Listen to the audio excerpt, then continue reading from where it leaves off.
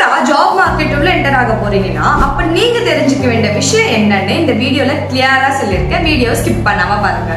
Resume சாலிடா இருக்கணும். ரேண்டமா எதுவும் போடாம உங்களோட ஸ்கில்ஸ் அண்ட் அச்சீவ்மெண்ட்டை ஹைலைட் பண்ற மாதிரி பக்காவா ரெடி பண்ணிக்கோங்க. Networking is key. லிங்க்டின்ல ஆக்டிவா இருங்க. கனெக்ஷன்ஸ் இம்ப்ரூவ் பண்ணிக்கோங்க.